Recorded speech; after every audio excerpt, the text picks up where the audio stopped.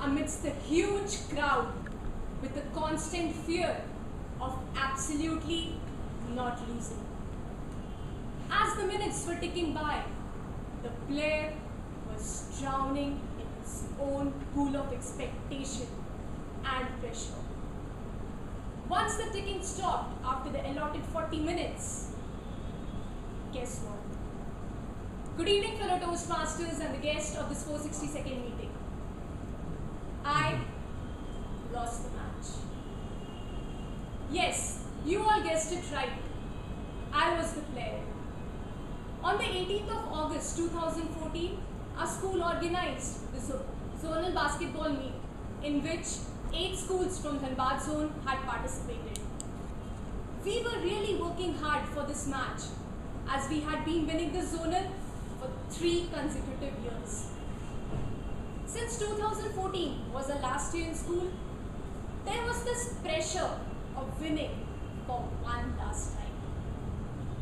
I was the feeder of the team, which meant I was considered the backbone of the team and therefore had the maximum pressure of performing exceptionally well. Once the match began, there was utter chaos. Initially in my mind, which eventually played out in the field. The chaos reached its saturation point when I started mispassing the ball to the opponents, which felt like I was dropping the heavy hammer on my feet every single time. I knew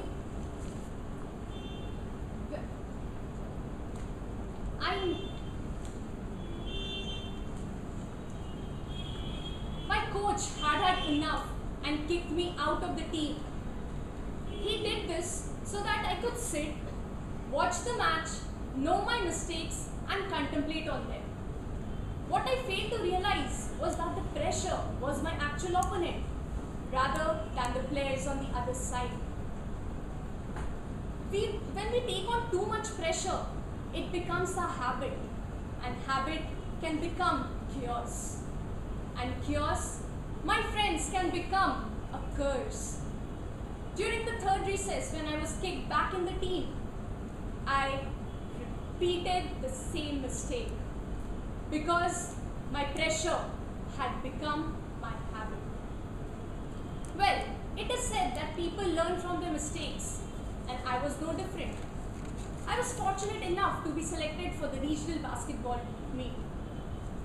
You know, when I reminisce about that day, it feels really good because not only I battled my pressure, I emerged victorious. We had a match against Jamshedpur, who had been a champion for 18 consecutive years. We were losing the pressure when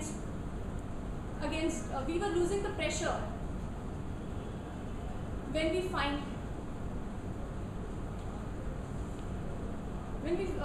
losing the battle against pressure in the first 2 quarters, and then something clicked. I remembered what I learned from my last experience. Gradually, the pressure was vanishing and we were coming back in the game.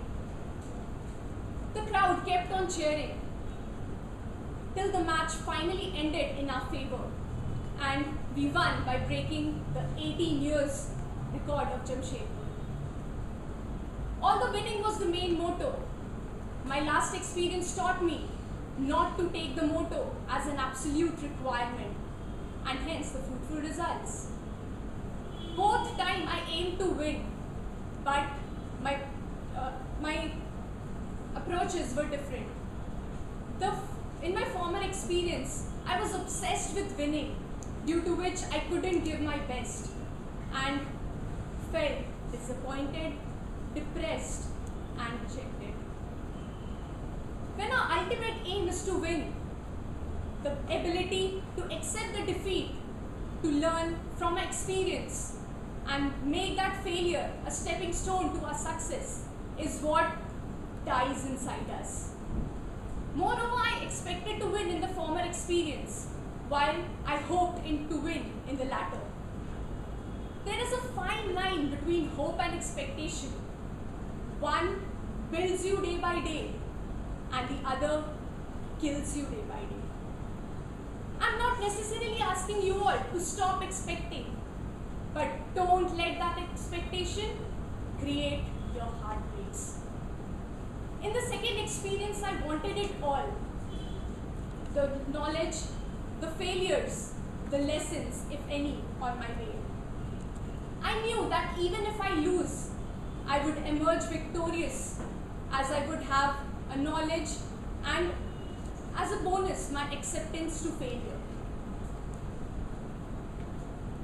I learned from my first experience that when winning is the only aim, people only focus how good they are.